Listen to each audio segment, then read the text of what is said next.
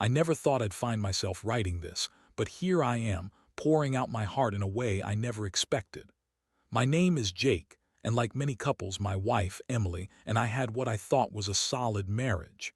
We had been together for over 6 years, and on the surface, everything looked picture perfect. We had a nice house in a family-friendly neighborhood, and our friends often referred to us as the model couple. But beneath the polished exterior was a brewing storm threatening to rip everything apart. It started with subtle shifts in Emily's behavior. The late nights at work turned into excuses for social gatherings, and the countless meetings with her special needs inclusive education advocate colleagues became a running joke between us. We laugh it off, but I noticed she was becoming distant.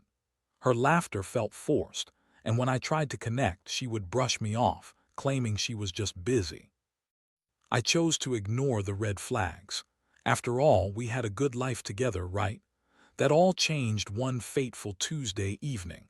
I was coming home from a long day at work, exhausted and ready to unwind. But as I pulled into the driveway, I noticed Emily's car was gone.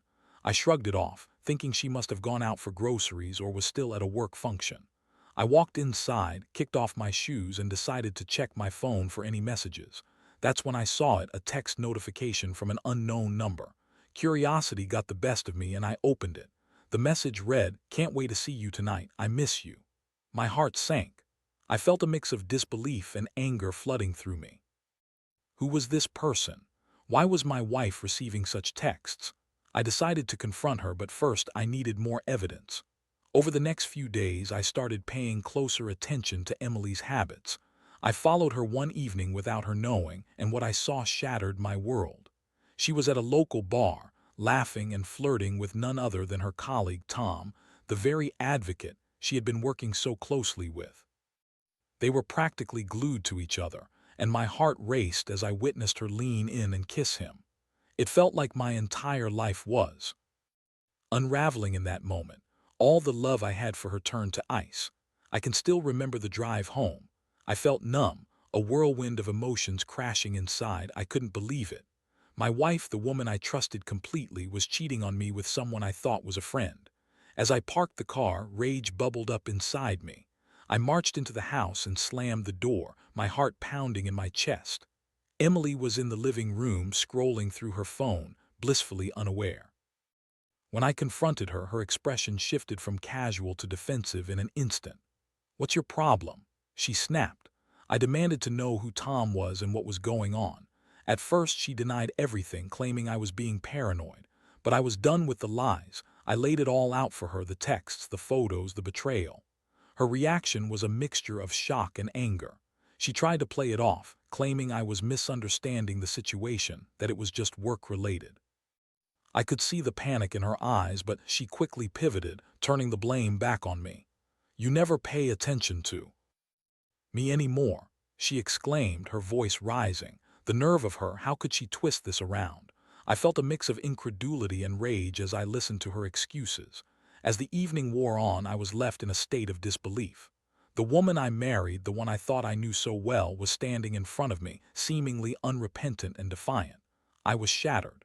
Those moments of laughter and joy we had shared felt tainted now. I needed to process this. The emotional impact of her betrayal was gut-wrenching. I experienced shock, anger, and disbelief, all swirling together. I felt like I was in some terrible movie where the protagonist's life gets turned upside down in an instant.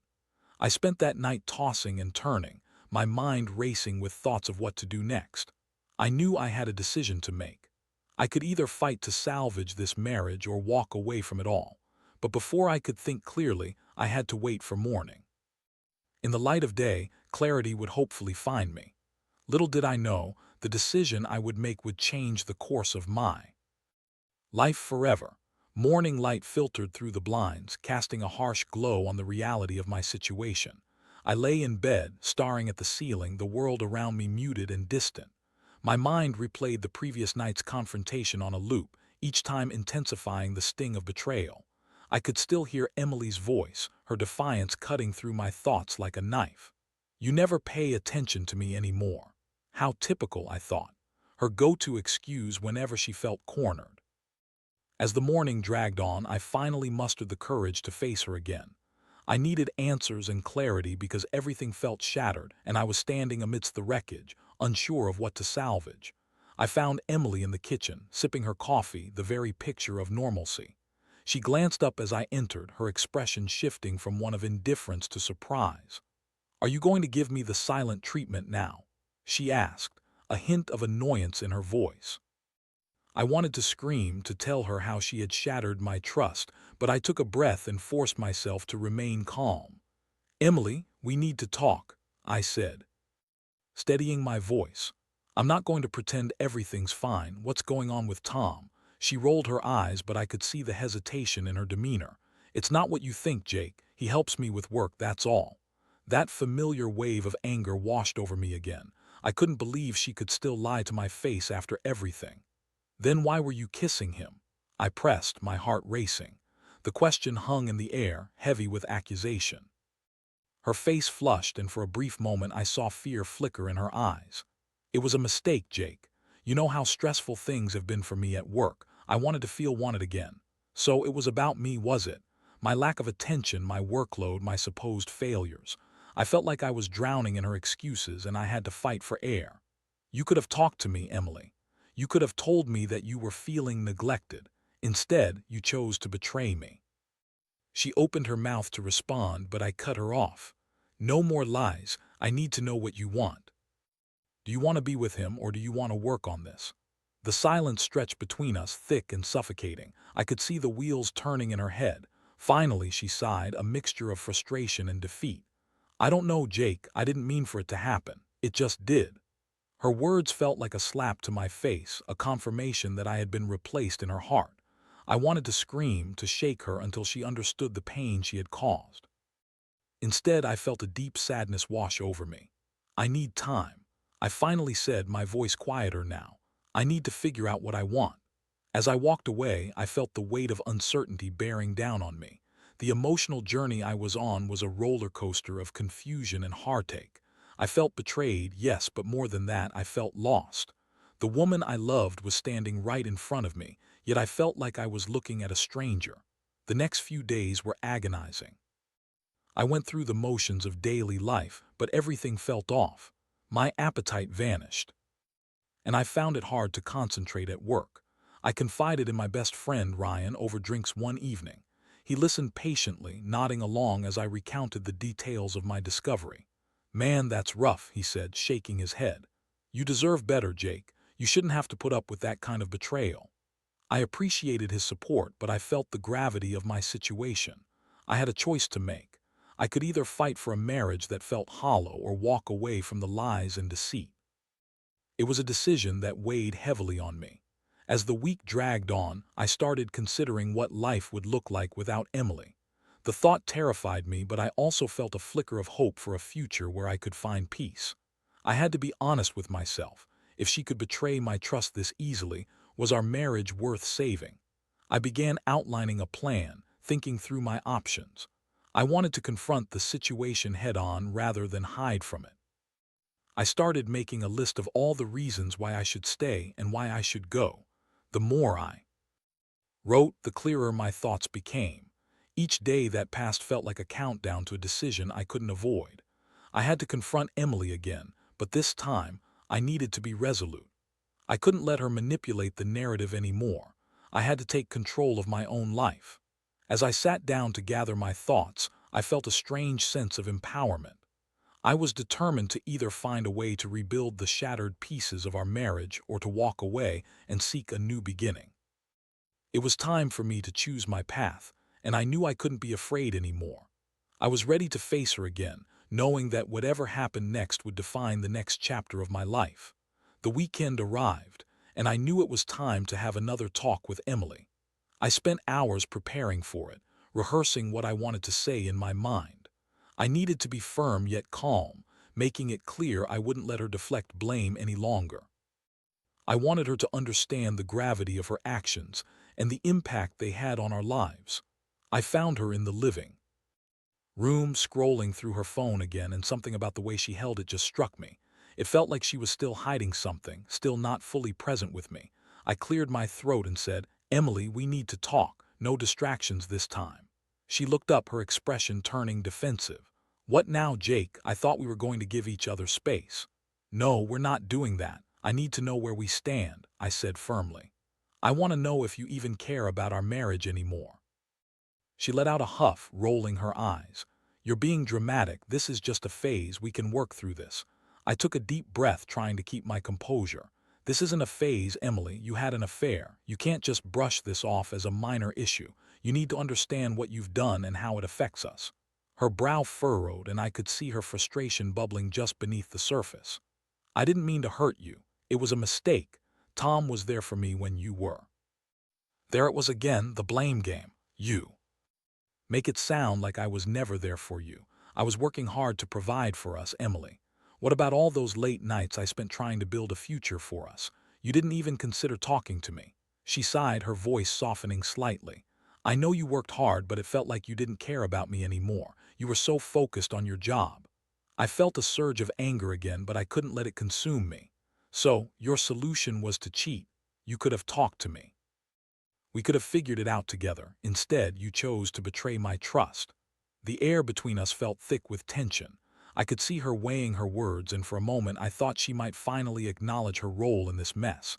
But instead, she shook her head and said, I'm not the only one to blame here. You could have been more present. I felt my heart sinking. This isn't about pointing fingers. It's about whether you still want us or if you're still hung up on Tom. She opened her mouth, then closed it again clearly, struggling to find the right words. I do want us, she finally said, though it sounded more like a reflex than a genuine feeling. But I also need you to understand how lonely I felt. I couldn't help but feel a mix of pity and frustration. Emily, if you want this marriage to survive, you need to be honest with yourself first. Do you love him? Is this just about feeling wanted, or have you developed real feelings for him? Her eyes darted away, and it was as if the truth was written all over her face. It's complicated, she said softly. I could see the guilt and confusion weighing on her, but I also felt a sense of betrayal as she struggled to articulate her feelings. Complicated or convenient? I pressed. You've got to choose. If you want to be with me, you need to cut ties with Tom. You can't have both. At that moment, the gravity of the situation settled heavily upon us, and I felt a mix of hope and despair. I truly wanted to give our marriage a chance, but it required honesty, commitment, and effort from both of us. I don't want to lose you, she finally said, her voice trembling. I don't want to be the person who cheats. I made a mistake. Then prove it, I said. I need you to take action. That means breaking off all contact with Tom. You need to show me you're serious about working on this. Her eyes widened, and for a moment I thought she might push back, but instead she nodded slowly. Okay, I'll do it. I'll tell him it's over. I felt a strange sense of relief wash over me. Maybe there was hope for us yet, but as the evening wore on, doubts continued to creep into my mind. Was I being naive to trust her again? Could she really follow through on her promise? In the days that followed, Emily's actions seemed to align with her words. She started making an effort to connect with me, planning date nights and initiating heartfelt conversations. At first, I was cautious, unsure if I could believe her sincerity. But as we began to talk through our issues more openly, I started to feel a glimmer of hope that maybe we could rebuild our marriage. Yet in the back of my mind, the image of her with Tom loomed, casting a shadow over our attempts at reconciliation. I was left wondering whether I could ever fully trust her again. As I tried to navigate this difficult path, I realized that emotional scars don't heal overnight. I needed to be patient, but I also needed to stay vigilant. Each day became a test of our commitment, and every time she reached out to me, I felt a mix of gratitude and anxiety. I wanted to believe in us, but I also knew that trust was fragile, and rebuilding it would take time. I found myself reflecting on what I truly wanted moving forward. I realized that I had to be honest with myself, not just about my feelings for Emily, but also about my worth. I deserved a partner who valued our relationship as much as I did. Each day felt like a fresh start, but it also felt like I was walking a tightrope, trying to balance hope with caution. As I looked towards the future, I knew that I had to be prepared for whatever came next, if we were going to make it. Work, it would require more than just words. It would require action, honesty, and a commitment to rebuilding what had been broken. As the days turned into weeks, I found myself on a roller coaster of emotions. Emily was putting in the effort, and for the first time in a long time, we were actually talking, really talking. I could see she was trying to make things right, and I wanted to believe her. Her gestures felt genuine, from she planning surprise date nights to engaging in deep conversations about our dreams and fears.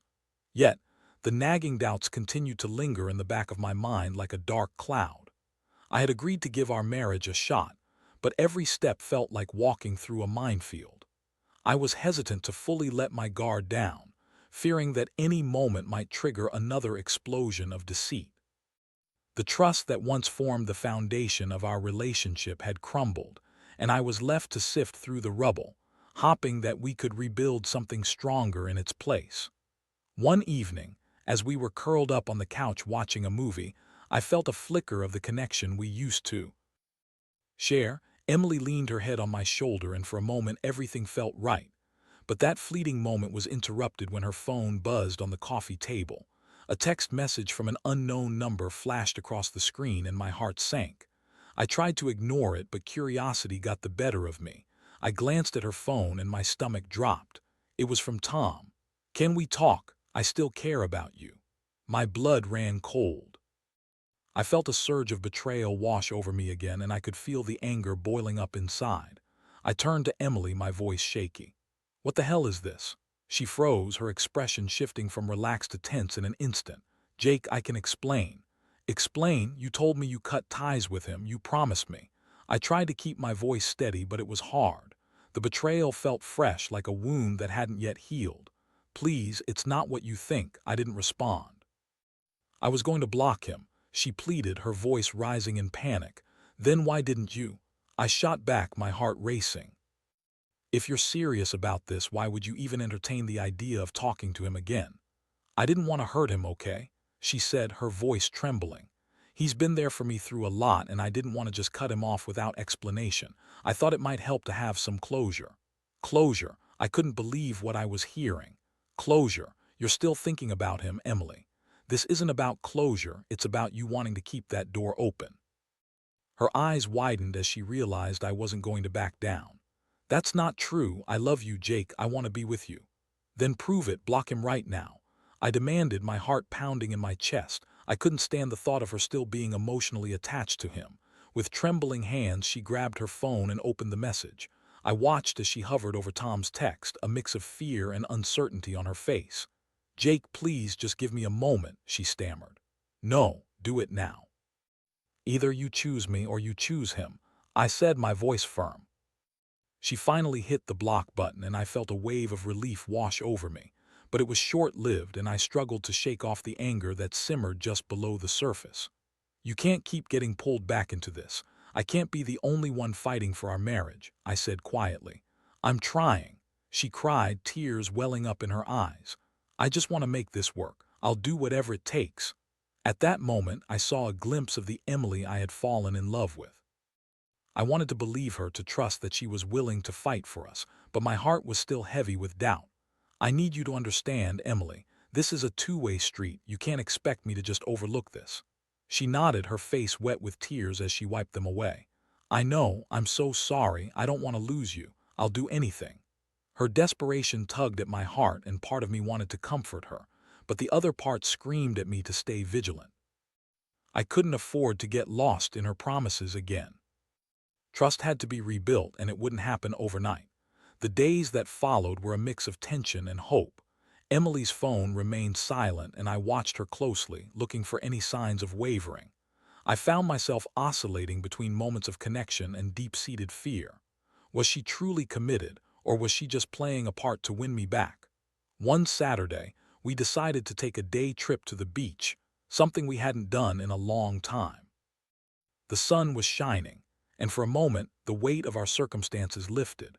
We laughed and splashed in the waves, the warmth of the sun reminding me of the good times we had shared. But as we walked along the shore, I couldn't shake the feeling of unease. I watched as she picked up seashells and smiled, and I found myself torn between wanting to hold onto this moment and the nagging thoughts of betrayal that haunted me. Later that evening, as the sun began to set, I turned to her and said, "What if we start over, like a fresh start?" Her eyes lit up with the suggestion, and I felt a flicker of hope. "Really? You mean it?" "Yeah, but it'll take work from both of us. No more secrets, no more lies. We need to be open about everything, our hopes, our fears, and what we want from each other." She nodded earnestly. "Absolutely. I want that too." In that moment, I remembered why I fell in love with her in the first place. As we talked through what a fresh start could look like, I felt a renewed sense of connection. Perhaps we could redefine our relationship, learn from the mistakes we had made, and find a way to trust each other again. But deep down, I also knew it would take time, and I had to remain realistic. The road ahead was going to be difficult, and I had to be prepared for setbacks. I couldn't ignore the fragility of our marriage as we embarked on this journey. As we headed home, I felt a mix of hope and trepidation. I wanted to believe we could make it work. I wanted to believe in Emily and in us. But I also knew that healing was a process.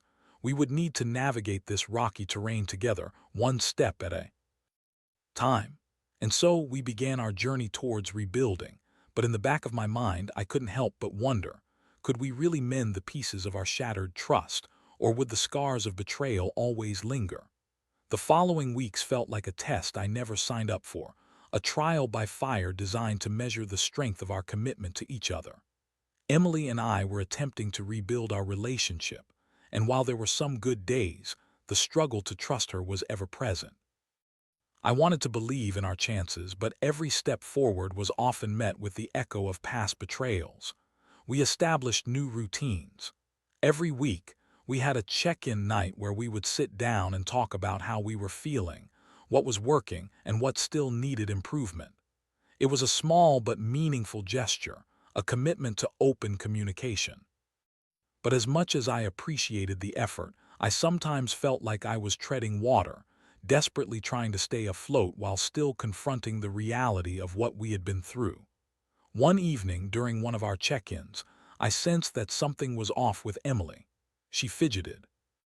Avoiding eye contact, I took a deep breath and asked, "Is there something on your mind? You seem distant." "Jake, she hesitated, her voice wavering. "I've been thinking about everything, about Tom." The mention of his name sent a jolt of anxiety through me. "What about him?" I asked, trying to keep my voice steady. "I still feel guilty. I didn't want to hurt him. He was there for me when I felt lost," she confessed, a mix of shame and confusion crossing her face. "Emily, we've been over this. He's the reason we're in this situation in the first place. You can't still be emotionally tied to him if we're going to move forward," I said, frustration creeping into my tone. "I know, I'm trying. I don't want to go back to that. I don't want to pretend like it didn't happen. It did, and it hurt us both." Her honesty struck a chord. I didn't want her to pretend, but I also needed her to understand that the past couldn't define our future. "I get it. But we can't keep revisiting it. We need to focus on healing," I replied, my voice softer now. She nodded, her eyes glistening with tears. "You're right. I'll work on it, I promise." As the tension eased, we ended up talking late into the night about our hopes and dreams. It felt good to connect, to remember what had brought us together in the first place. We shared laughter, stories, and dreams for our future, and I felt a glimmer of hope igniting in my chest. Perhaps we were on the right path. But just as I began to feel optimistic, the past came crashing back. One day, while I was cleaning out the garage, I stumbled upon an old box of our things, photos, letters, and memories from our early days. As I rifled through it, I saw a picture of Emily and me from a summer trip we had taken before everything had unraveled. The happiness we radiated felt like a stark contrast to the turmoil we were experiencing now. I impulsively pulled out my phone and texted her, "Hey, I found an old photo of us. It took me back to when we were so happy. Can we talk later?" I expected her to respond positively, but her reply was delayed. When she finally did, it was cold and short. "Sure, I'm busy right now." That response felt like a punch to the gut. I tried to shake it off, but doubts crept back in. Was she really committed to working on our marriage, or was she still holding on to remnants of her affair? The thought gnawed at me, and I couldn't help but feel the familiar frustration bubbling up again. Later that evening, I confronted her about her late response. "You seemed distant again today. Is everything okay?" "I'm fine, Jake. Just a busy day," she replied, a hint of irritation in her voice. "Maybe, but it feels like you're shutting me out again. I thought we were working on this together." "I can't just drop everything to talk about the past, Jake. I'm trying to move on," she snapped. That hit hard. I wanted to scream, to demand she take my feelings seriously. "I'm trying to move on too, but it's hard when you act like you still have one foot in that other life." Her expression shifted, and I could tell she was reflecting on her actions. "Look, I'm sorry. I don't mean to make you feel that way. I'm just struggling to find the balance between our past and what we're trying to build now." "Then let's work on it together. I need you to be present with me. I can't keep second-guessing your feelings," I urged, my heart racing. "I'm here, Jake. I'm trying." She nearly yelled, her frustration spilling over. I took a moment to breathe, trying not to let my emotions take control. "I know. I just need reassurance sometimes.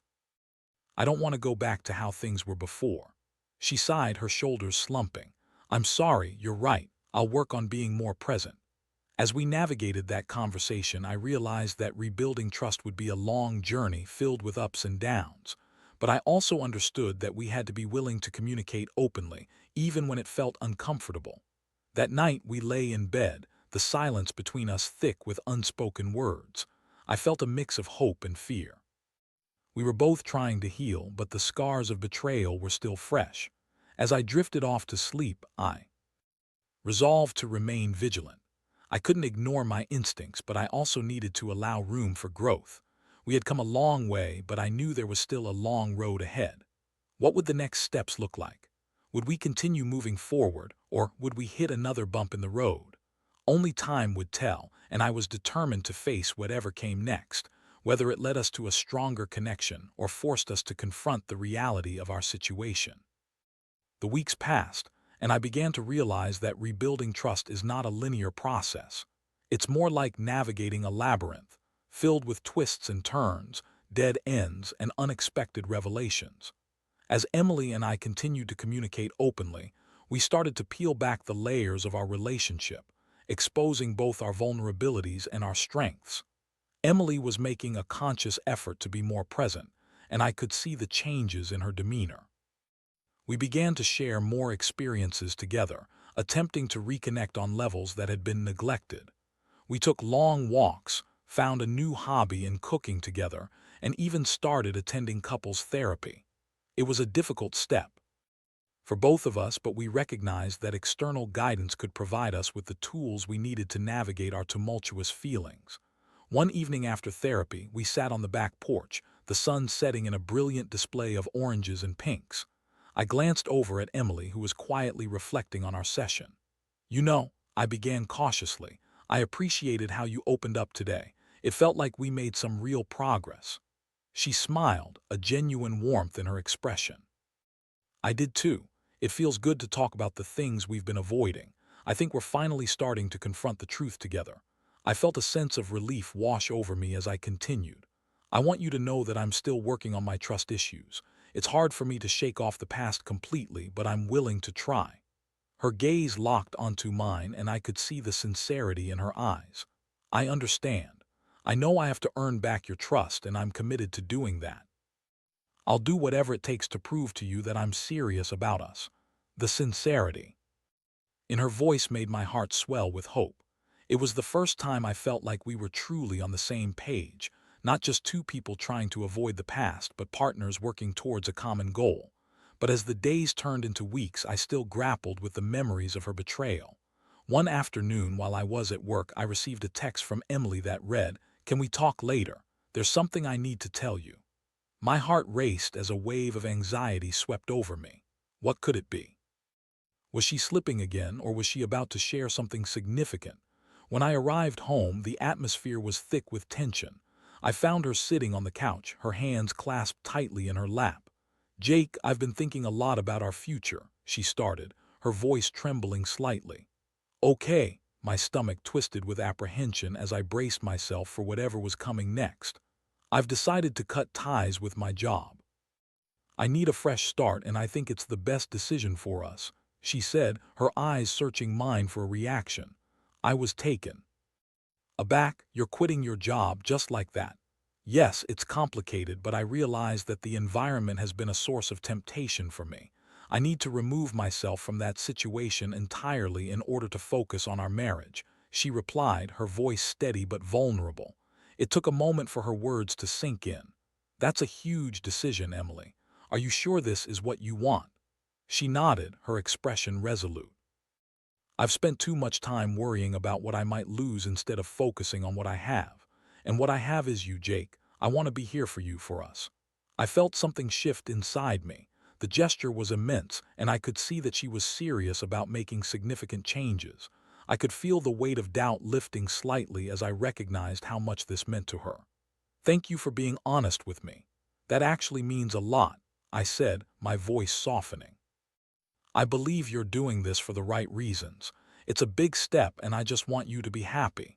We embraced the warmth of that moment, igniting a glimmer of hope for the future. Perhaps we were on the cusp of rebuilding something beautiful together. As the weeks turned into months, I watched as Emily settled into her new routine. She found a part-time job that allowed her to focus on her passion for education while also giving her the time to invest in our relationship. We continued our check-ins and made a conscious effort to engage in deeper conversations, peeling away the layers of our past. It wasn't always easy. There were still moments of tension when the ghosts of betrayal haunted our conversations, but we learned to address them openly rather than let them fester. We both recognized that healing takes time, and we were willing to put in the work. One evening, as we sat down for dinner, I couldn't help but smile at the progress we had made. You know, I was thinking about our journey, I said, looking across the table at her. This has been hard, but I really feel like we're coming out stronger. It feels different now, more genuine. She smiled back at me, a soft light in her eyes. It does. I'm so grateful. We didn't give up on each other.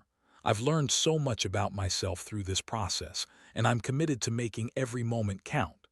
And in that moment, I realized I was ready to embrace our new beginning. The past would always be a part of our story, but it didn't have to define us. We had the power to write a new chapter, one filled with love, honesty, and hope. As we clinked our glasses together, I felt a warmth in my chest, a renewed sense of connection that had been reignited through our trials. To fresh starts and new beginnings, I toasted, and Emily echoed my sentiments with a smile. The road ahead wouldn't be perfect, but I felt reassured that we had the tools to navigate whatever challenges lay ahead. Together, we could face the future, hand in hand, ready to build a life that would honor the lessons we had learned along the way.